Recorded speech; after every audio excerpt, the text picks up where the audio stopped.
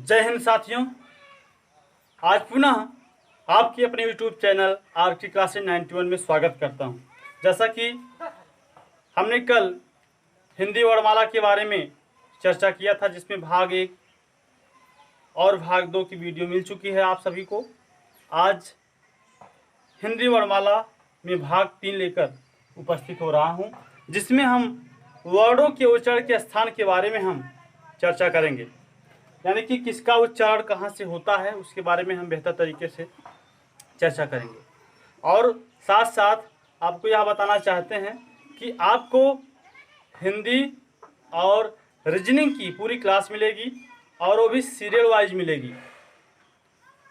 और जो हमारा प्रयास रहेगा उसका जो लेवल रहेगा स्टेट हिंदी का जो लेवल रहेगा स्टेट लेवल की जितने भी एग्ज़ाम हैं उस लेवल को कवर करेगा। और रीजनिंग यूपीएसआई, वीडियो, पुलिस, लगभग सीजीएल को छोड़ करके सभी एग्जाम को कवर करेगा।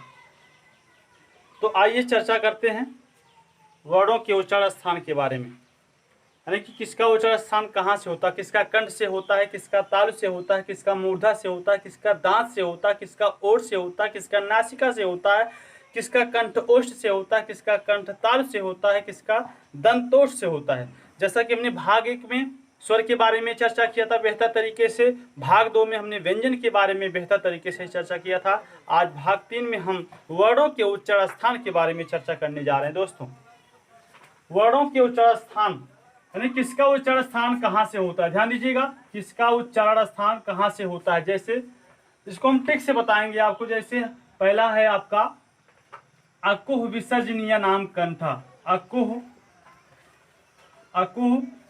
विसर्ज निया नाम कंठा। यानी कि कंठा का मतलब कंठ। ये जो कंठ आपका दिखाई दे रहा है, कंठ किसका किसका उच्चारण स्थान आपकी कंठ से होता है उसके बारे में हम जानेंगे। जैसे ये आ है, एक बात और जानिएगा कि जहां पर हर्ष स्वर रहेगा वहां उसके साथ दीर्घ भी आ जाएगा। जैसे यहाँ पर आ है, आ के साथ यहाँ पे बड़ा भी आएगा। इन दोनों का उच्चारण स्थान जो होता है आ का हमारे कंठ के द्वारा ही होता है। यहाँ जो कु लिखा गया है, कु का मतलब होता है का वर्ग। का वर्ग कल हमने आपको बताया था कि का वर्ग में 5 वर्ण होते हैं। 5 वर्ग के बारे में हमने बताया था। 5 वर्गों में 5 वर्णों के बारे में हमने बताया था। 25 स्पर्शी व्यंजन के बारे में बताया था, और जिसको वर्गीय व्यंजन भी कहा जाता है मेरे दोस्तों। तो का वर्ग में 5 वर्ण जो आते हैं आपके सामने, का, ह, ग, घ और इ। इसका उच्चारण आप कर लीजिए। इसका उच्चारण जो होगा आपकी कंठ के द्वारा ही होगा। और हा का मतलब हा, यानी इस हा का उच्चारण जो होता है आपकी कंठ के द्वारा ही होता है। विसर्ग का मतलब होता है भैया विसर्ग। विसर्ग इसका उच्चारण स्थान भी आपके कंठ के द्वारा ही होता है, अनुस्वार का नहीं। अनुस्वार का आगे हम बताएंगे। इस विसर्ग का जो हमने अयोगवाह में बताया था ना कि अयोगवाह के अंतर्गत 2 आते हैं, अनुस्वार और विसर्ग। उसमें जो विसर्ग होता है उसका उच्चारण हमारे कंठ के द्वारा होता है। निया नाम का यहाँ कुछ अर्थ नहीं है, यहाँ सिर्फ ट्रिक बनाने के लिए इसका प्रयोग किया गया है। फिर से देखिएगा, अकुह विसर्जनीय नाम कंठा, यानी कि ये आपका का वर्ग, का, खा, गा, घा, इंगिया, आ और हा और विसर्ग, यानी कि 5 4 9 वर्णों का उच्चारण स्थान जो है हमारे कंठ के द्वारा होता है। यानी कि टोटल वर्ड 52 होते हैं। कुल वर्णों की संख्या 52 होती है। हमने आपको कल बताया था 11 स्वर होते हैं, 2 अयोगवाह होते हैं, 25 स्पर्शी व्यंजन होते हैं, 4 अंतस्थ व्यंजन होते हैं, 4 उष्ण व्यंजन होते हैं, 4 संयुक्ताक्षर व्यंजन होते हैं, 2 द्विगुण व्यंजन होते हैं, जिसको हम ताड़नजात या उच्छिष्ट व्यंजन के नाम से जानते हैं। तो अकुह विसर्जनीय नाम कंठा। दूसरी ट्रिक है आपकी इचु यशा नाम तालु। इचु यशा नाम तालु। इचु यशा नाम तालु।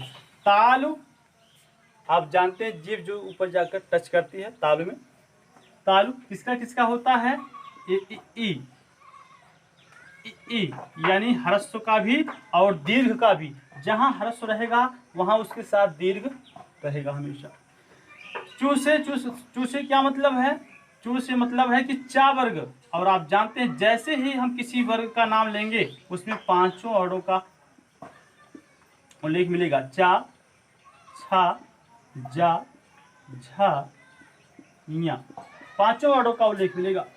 या आप जानते हैं जिसको हमने अंतस्थ में चर्चा किया था, चार अंतस्थ व्यंजन होते हैं या, रा, लावा, और वह हमने बताया था कि या, वा को अर्धस्वर भी कहा जाता है, रा को लुंठित प्रकंपित व्यंजन, ला को पार्श्विक व्यंजन कहा जाता है। तो यहाँ पर या जो आया है इसका भी उच्चारण स्थान जो होता है आपके तालु के द्वारा। और आपका ये तालव्य, ये तालव्य, ध्यान दीजिएगा ये तीन शा होते हैं आपकी, यहाँ पे लिख दे रहे हैं। ये तालव्य है, ये मूर्धन्य है और ये दंती शा है। इन तीनों का उच्चारण स्थान अलग अलग है।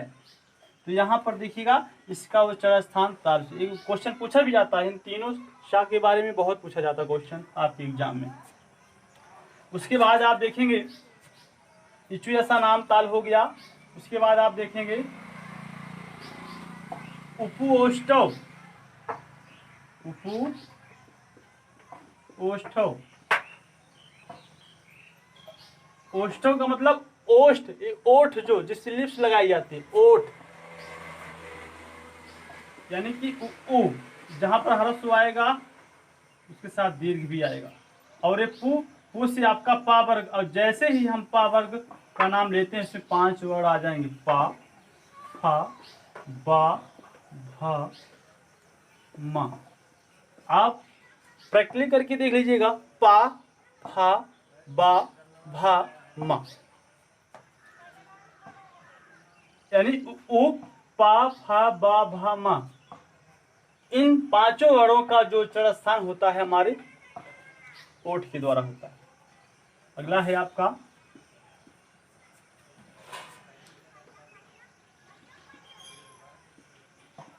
ऋतु रसा नाम मूर्धा। ऋतु रसा नाम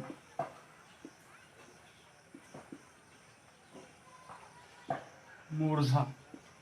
आपने कंठ के बारे में जाना, ओठ के बारे में जाना, मूर्धा, मूर्धा क्या होता है? यानी जब किसी वर्ड का जब हम उच्चारण करते हैं तो जीभ हमारी थोड़ी सी फोल्ड होती है और ऊपर दांत के अंदर जो उठा हुआ थोड़ा सा भाग है, उभरा हुआ, वहां जाके टच करता है। जैसे हम बोलते हैं ना टा, ठा, डा, ढा, जीभ ऐसे फोल्ड होगी और जाके टच करेगी मूर्धा में, दांत के अंदर वाला भाग जो होता है जहाँ पर उभरा हुआ है, तो उसी को मूर्धा कहा जाता है। तो ऋतु रसा नाम मूर्धा, यानी कि ये आपका री है, री, ये आपका री है। टू से आपको पता होना चाहिए टावर्ग। टावर्ग में कितने आते हैं? पांच वर्ड, टा, ठा, डा, ढा, टा, ठा, डा, ढा, अड़ा। बहुत गर्मी है यार। रा, जिसको मैंने आपको बताया था, रा को क्या कहा जाता है? रा को लुंठित या प्रकंपित व्यंजन कहा जाता है। और यहां पर आ गया आपका मूर्धन्य सा। इसका जो उच्चारण होता है किससे होता है? मूर्धा से। यानी कि ऋतु रसा नाम मूर्धा, ऋतु रसा नाम मूर्धा। री, टा वर्ग में टा, ठा, डा, ढा, अड़ा, रा, और ये मूर्धन्य सा, इतने का हमारे मूर्धा से हो गया। तो कंठ हो गया, तालु हो गया, मूर्धा हो गया, ओष्ठ हो गया, इतना आपका हो गया। आप साइड में हो जाते हैं, आप स्क्रीनशॉट ले लीजिए आप, उसके बाद हम आगे चर्चा कर रहे हैं। बस स्क्रीनशॉट ले लीजिए।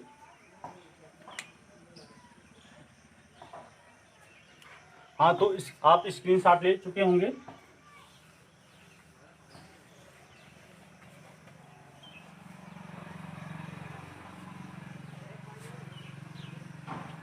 अब आइए देखते हैं, कंठ हो गया, ताल हो गया, मूर्धा हो गया, ओष्ठ हो गया। ए द्वैतो कंठ तालु, ए द्वैतो कंठ तालु। ए द्वैतो कंठ ताल का मतलब होता है ए ऐ का, इसका प्रयोग आपके गुण संधि में होगा और इसका प्रयोग वृद्ध संधि में होगा।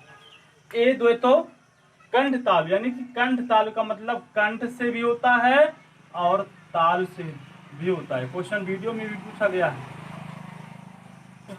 ए द्वैतो कंठ ताल। अगला है ओ द्वैतो कंठोष्ठ। ओ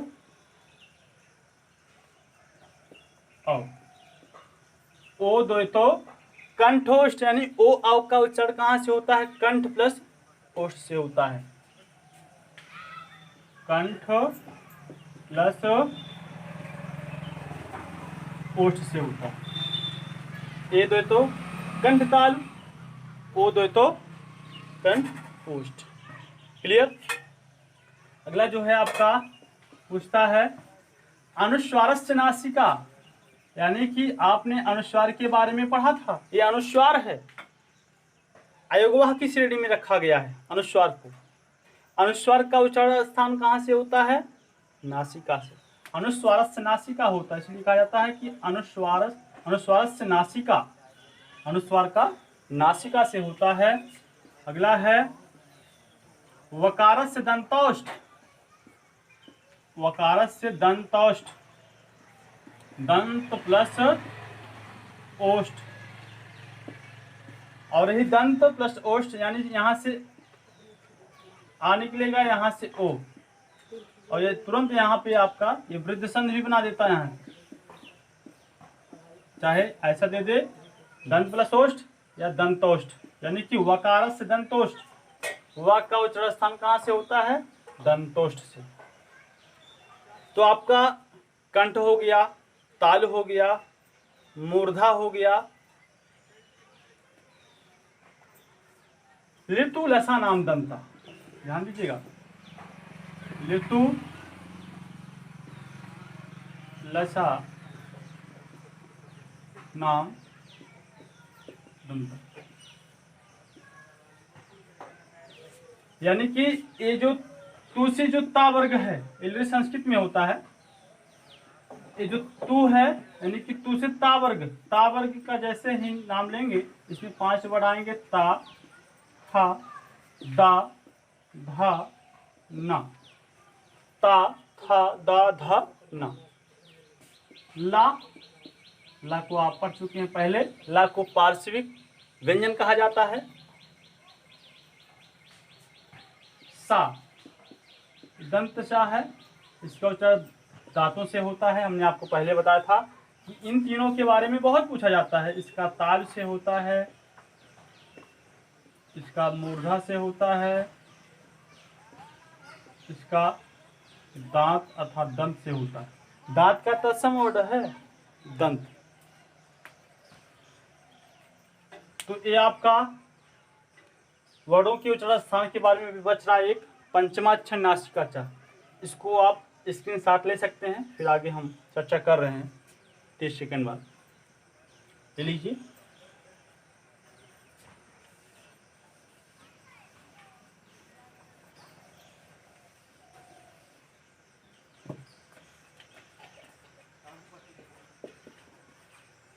पंचमाक्षर नासिका चा, पंचमाक्षर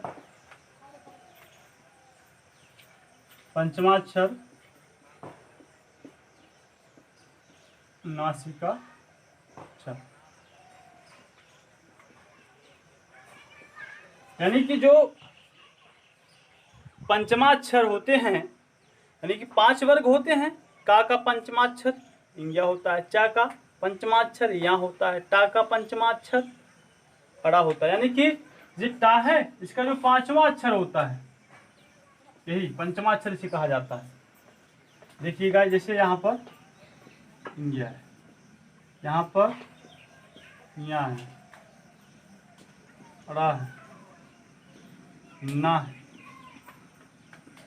मा, ये पंचमाक्षर। इसके उच्चारण स्थान के बारे में भी आपने जाना। जैसे इसका कंठ से होता था अकुह विसर्जनीय नाम कंठ, वहां का वर्ग में आता था, ये चा वर्ग में आता था, ये टा वर्ग में आता था, ये ता वर्ग में आता था, और ये पा वर्ग में आता था। तो इसका उच्चारण स्थान हमने आपको बताया था, जैसे कि इसका वहाँ पे आपको विसर्ज नियनाम कंठ था, वहाँ कंठ से हमने बताया था। इसका हमने इचु ऐसा नाम तालु, यहाँ हमने इसको तालु से बताया था। उसके बाद हमने आपको ऋतु रसा नाम मूर्धा, इसको हमने मूर्धा से बताया था। इसको हमने बताया था लितु लसा नाम दंता, लितु लसा नाम दंता नहीं, यानी इसको हमने दंत से बताया था। इसको हमने ओठ से बताया था। ओठ का तत्सम वर्ड है ओष्ठ। तो इन पांचों अक्षरों का अपने उच्चारण स्थान से उच्चारण होता ही है, प्लस इन पांचों का किससे होता है? नासिका से भी होता है। किससे होता है? नासिका से भी होता है। नासिका से भी होता है। नासिका से भी होता है। नासिका से भी होता है। नासिका से भी होता है। नासिका यानी कि दे देगा, जैसे क्वेश्चन कैसे पूछेगा, दे देगा इंजा का उच्चारण स्थान है, इंजा का उच्चारण स्थान है। तो एक ऑप्शन में दे देगा आपका कंठ प्लस नासिका, कंठ नासिका प्लस तालु, या नासिका प्लस मूर्धा, या नासिका प्लस दंत। तो हम आंसर क्या लगाएंगे? नासिका प्लस कंठ। क्या लगाएंगे? जैसे इन चारों में से कोई ऑप्शन देगा, नासिका प्लस कंठ, नासिका प्लस तालु, नासिका प्लस मूर्धा, नासिका प्लस दंत, तो इनमें से हम इसको ऑप्शन टिक करेंगे। यानी कि जब इस तरीके से चारों ऑप्शन मिलेगा। अब मान लीजिए इसको नहीं देता है, नासिका नहीं देता है, दे दिया कंठ, ताल, मूर्धा, दंत, तब क्या लगाएंगे? कंठ। तो इस तरीके से हम इसके बारे में हम चर्चा करेंगे, आगे क्वेश्चन लेकर आएंगे इसका हम। तो ये आपका वर्णों के उच्चारण स्थान के बारे में जो भी था आपको दिया गया। अब हम आगे संपृक्त ध्वनियां और युग्मक ध्वनियों के बारे में हम चर्चा करेंगे। यानी संपृक्त ध्वनियां किसे कहते हैं, युग्मक ध्वनियां किसे कहते हैं, अक्षर कितने प्रकार के होते हैं। तो ध्यान दीजिएगा कि संपृक्त ध्वनियां किसे कहते हैं। संपृक्त ध्वनियां, संपृक्त ध्वनियां किसे कहते हैं? एक ही ध्वनि जब दो व्यंजनों से संयुक्त हो जाए, ध्यान दीजिएगा, एक ही ध्वनि जब दो व्यंजनों से संयुक्त हो जाए तो उसे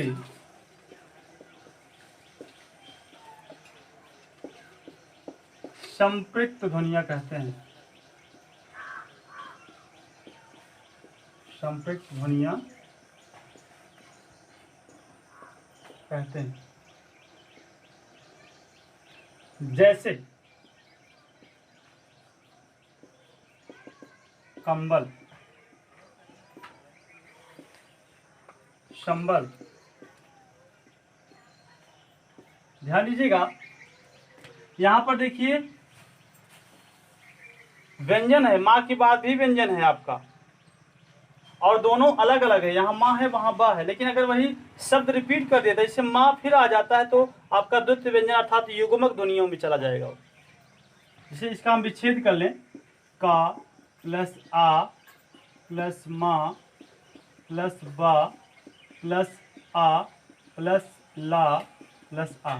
आपको इसके बाद जो अगला वीडियो आपको मिलेगा उस शब्दकोश के क्रम के अनुसार अर्थात वर्ण विच्छेद के बारे में ही चर्चा करेंगे हम भाग 4 में।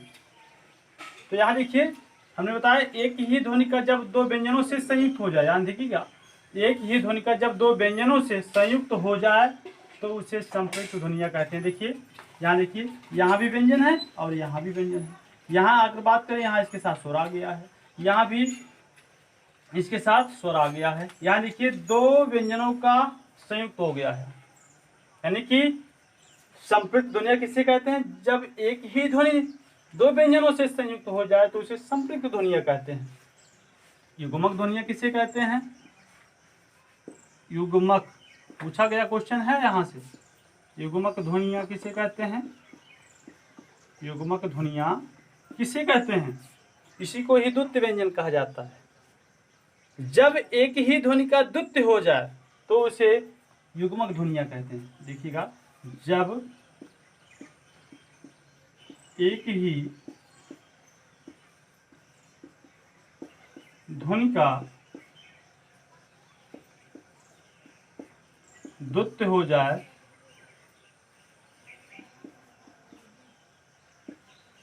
तो उसे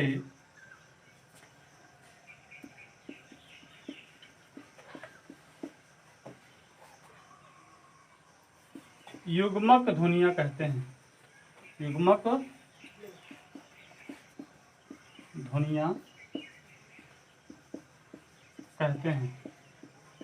यानी कि द्वितीय का मतलब यानी कि दोबारा से वही वर्ड आ जाए। जैसे ला एक बार आया है, उसके बाद फिर वही वर्ड आ जाए। जैसे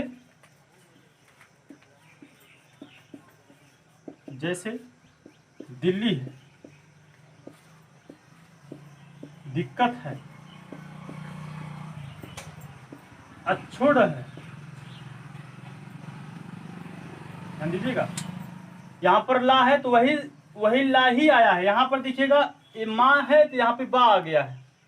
यहाँ दो व्यंजन हैं और अलग अलग हैं, यहाँ दो व्यंजन हैं और एक ही है। हमने परिभाषा क्या दिया? जब एक ही ध्वनि का द्वितीय हो जाए, यानी कि दोबारा से वही हो जाए, उसी व्यंजन का दोहरा हो जाए, तो उसे हम क्या कहते हैं? युग्मक ध्वनिया कहते हैं। तो नोट कर लीजिएगा, स्क्रीनशॉट ले लीजिए, लेना चाहते हैं तो, कि संपृक्त ध्वनिया किसे कहते हैं, युग्मक ध्वनिया किसे कहते हैं। स्क्रीनशॉट ले सकते हैं आप। बहुत गर्मी हो रही है, रोड के किनारे एक छोटे से कमरे में वीडियो बना रहा हूँ। तो धीरे धीरे जैसे ही क्लास मिलेगी आपको, 5, 6 से 7, 8 क्लास हो जाएगी, हमें भी किस तरीके से कैसे लाइव में अनुभव हो जाएगा और फिर समस्या नहीं होगी।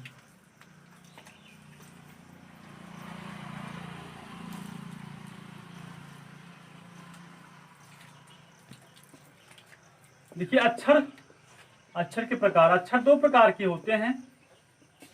एक होता है बद्धाक्षर, एक होता है मुक्ताक्षर। बद्धाक्षर किसे कहते हैं? मुक्ताक्षर किसे कहते हैं? आइए देखते हैं। देखिए, बद्धाक्षर की अंतिम ध्वनि, बद्धाक्षर की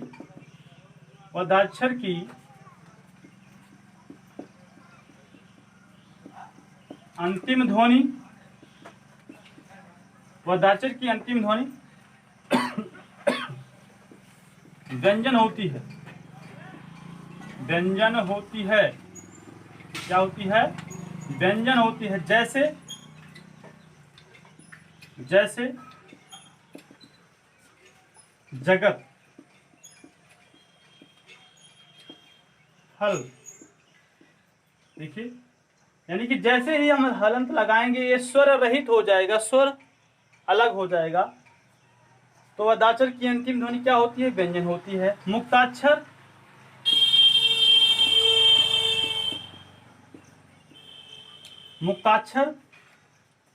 किसे कहते हैं? तो मुक्ताक्षर की अंतिम ध्वनि स्वर होती है। क्या होती है? स्वर होती है। मुक्ताक्षर की अंतिम ध्वनि क्या होती है? स्वर होती है। जैसे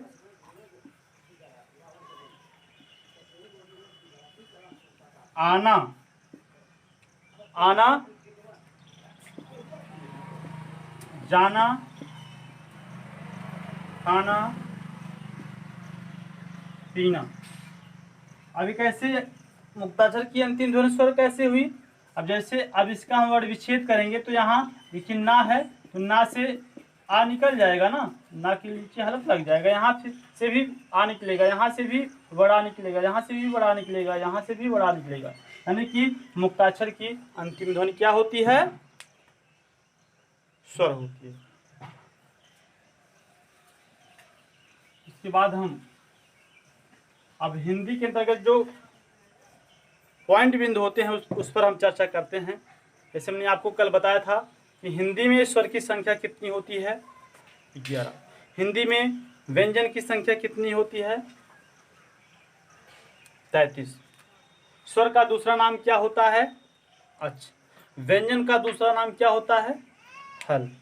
आ की मात्रा नहीं होती है, ध्यान दीजिएगा, आ की मात्रा नहीं होती है। आ की मात्रा नहीं होती, आ की मात्रा नहीं होती। मात्राओं की संख्या कितनी होती है? दूसरा पॉइंट, मात्राओं की संख्या कितनी होती है? 10। मात्राओं की संख्या 10। जैसे आ की मात्रा नहीं होती है, ये बड़ा की मात्रा है, छोटी की मात्रा, बड़ी की मात्रा, छोटा की मात्रा, बड़ा की मात्रा, री, ए, ओ, औ। ये मात्राओं की संख्या कितनी होती है? 10। आपको ध्यान होगा कल हमने आपको बताया था कि लुंठित प्रकंपित व्यंजन किसे कहा जाता है? तो ला को क्या कहा जाता है? लुंठित या प्रकंपित व्यंजन। लुंठित या प्रकंपित व्यंजन कहा जाता है। क्या कहा जाता है? लुंठित या प्रकंपित व्यंजन। रा को क्या कहा जाता है? रा को लुंठित प्रकंपित व्यंजन कहा जाता है। ला को पार्श्विक व्यंजन कहा जाता है। ला को पार्श्विक व्यंजन कहा जाता है और रा को लुंठित प्रकंपित व्यंजन कहा जाता है। हमने आपको कल बताया था कि जिन वर्णों के उच्चारण में हमारे जीवा में कंपन होता है उसे हम लुंठित या प्रकंपित व्यंजन कहते हैं। यावा को क्या कहा जाता है? ध्यान दीजिएगा, यावा को अर्धस्वर कहा जाता है। यावा को अर्धस्वर। वासुदेव नंदन में रा ला को भी दिया गया है, लेकिन ध्यान रहे पहले ऑप्शन में यावा ही देखेंगे, अगर यावा ऑप्शन में नहीं तो रा ला पे जाएंगे। उसके बाद चा, छा, जा, झा को क्या कहा जाता है? स्पर्श संघर्षी व्यंजन कहा जाता है। स्पर्श संघर्षी व्यंजन कहा जाता है। क्या कहा जाता है? चा, छा, जा, झा को स्पर्श संघर्षी व्यंजन। एक पूछता है अमानक वर्ण किसे कहते हैं?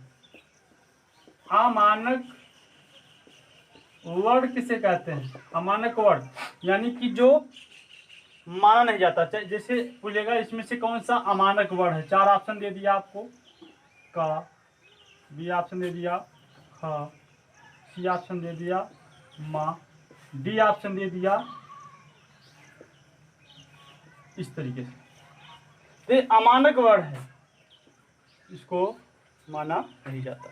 तो आज आपका हिंदी वर्णमाला का क्लास भाग 3 कंप्लीट हुआ।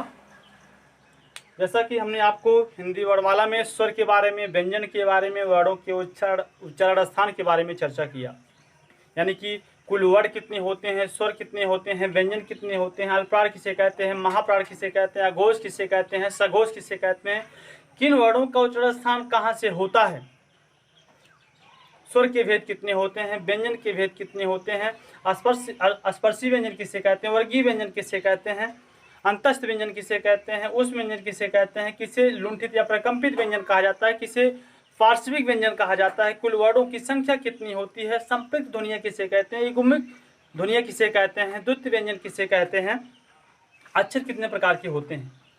तो नेक्स्ट क्लास में हम वर्ड विच्छेद पर चर्चा करेंगे। तो इसको आप देखिएगा, पसंद आएगा तो लाइक करिएगा, सब्सक्राइब करिएगा। जय हिंद साथियों।